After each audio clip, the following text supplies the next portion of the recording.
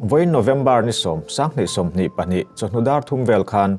rol thar pathum chuan na KTM bike pakhat chu New Champhaya tanga zotlang lampana atlan lain ram phrang kon phei thlen ma kongil top kongkuala ya kwal zo lowin kalwata atlan luta bike ka chuang jinga mi pani Andrew kap khan kima New Champhai le vungsin tuanga khuang pha te chu amuna anboral ngala lalding liana New Champhai chu met em dam do in panpui ni ma se a hliam tur lovin aboral zui vele ta ani nun na chan ta te hi kumtling lo vek ni a hriat an ni a zanin hian lumen pui an ni anga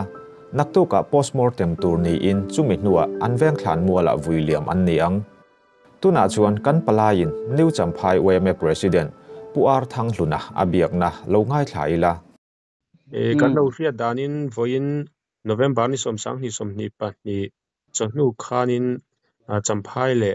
New Champhai le zotlang in kara bike accident omnin kan lo hria kan chang a chon khongain chanchin kim chang deu min han thril ta che nya kan katria danin ne keima poya mun la thang lo kan ya ka chian dan hi chiang kim lo khop maya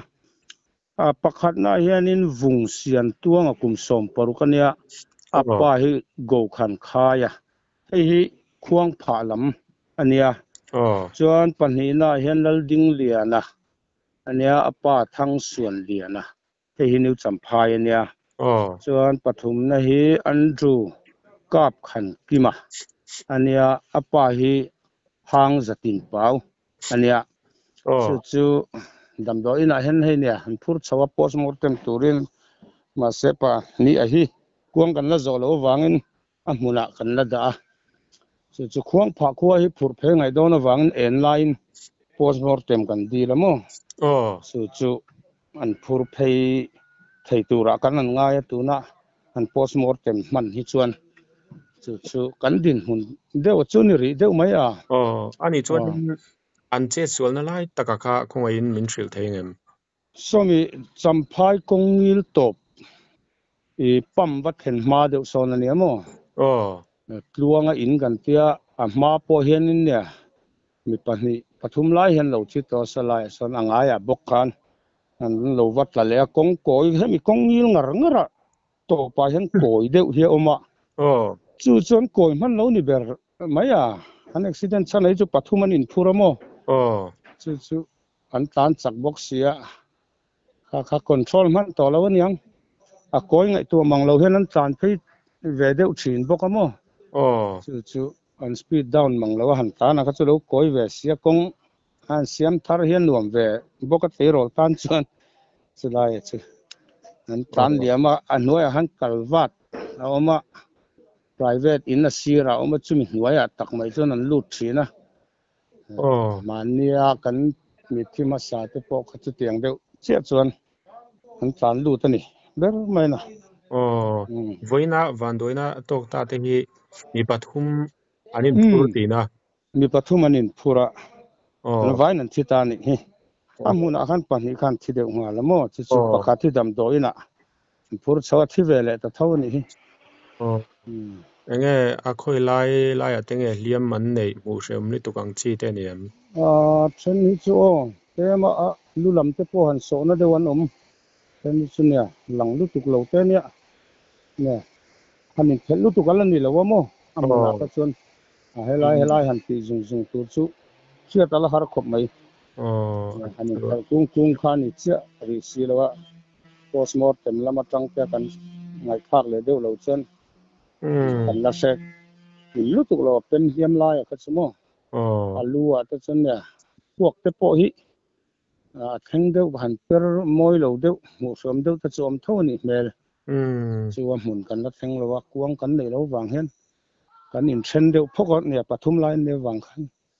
chu teng chang kan lom deu nong do kan OMA point boy le don ni mo kan point na khop me ya zelo le men la no pangsian khong ai tha ani chuanin ani china kan in soithoi deuh thu ka ma se khongain I an che sual chan hi an tlan chak wange nianga nge an mani lir thei chian lo wange ni kha khoin in soi sak le thei angem the an tlan sak ani Zat tu rom lo an tan chaka chu cho control man lawan liam ani ber mai pathum ani phurbok siamo bai ka tan chaka ka tiang pathum ani phurbok kha chu an veng man lawan yang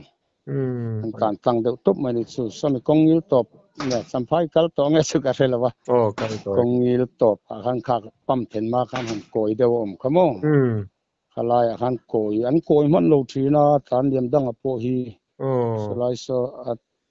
khi poi pathum lai nom to liam tak po hian tam khop mai to liam ringot po hi mo ya tro kong la acharo puisia ya ma po khan thi pahni karwala thi khan to mo ani chu azelo le mai ani chuanin atop lam kan hnai don tonga top nan in veng ina van duina na thina in to chen changa an soi bel duang chi te ale helai tunan che sul na hmuna hian che sul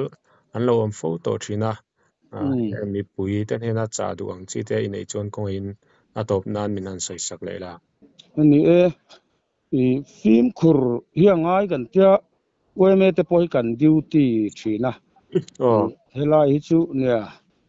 a veng dang sim a po hi nuam an tiam tan chak tlang tuita chali sai te po hian kan thei tok hi chang kan han duty a tan chak lo deuh teu helai hmuna hi chon te po hi kan han in tia amaro chu so chiam lo wa chu nia a se pha hi chu film khur rila motor a tam ve to box sia chulai chu film khun na chang kan se lo hi poi kan tia whatsapp te po han kan tia film khur tur hian a veng chung group anga te hian mo chung te chu nia an zom hlei thei lowan nia a ma kong nuam lutuk lo te lo nen nuam thar hi kan zo che lo de chulai chu a se pha hi chan film khur ngai ni ti hi sia thi a thain ka sa khum mai tun hnayan siam hnu a poin mi ang zan nge accident to hi chiar tham fe hian ni to a tin oi me na kan siat mang lo an hnu kan siat le ta ai zoron pan pui nga yang chi te po hi mi tam takanom to mo chunga te po chuan tlan le tur te po veng chung mai ni lo mi khwaron kal te po hi in tlan siak chi nganom ta ni chung te po chu ti to lo tura ni kan film khur tlan hi a than ka se chu ke roll bike nei te po film khur turin kan hanin cha chu ni veng dang te po hi mun hla tak atang na kal ti kan rual te nan tlan vak thina mo chung te po chu tlan to lo tu hen kan hanin ngem du tak me wani nei chu ai hun chep takara income na hun thatak mai min siam saka puluni chunga ka lo mi tu ke ni po kan lo me olen